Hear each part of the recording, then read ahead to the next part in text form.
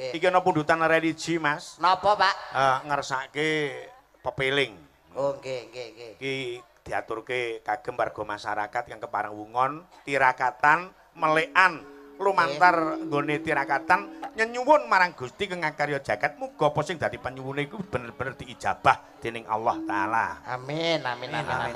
Tanpa bawa langsung kaya ngapa sing lagi jumeneng disuwun ngadeg yo kaya ngapa dados irama rada rancak.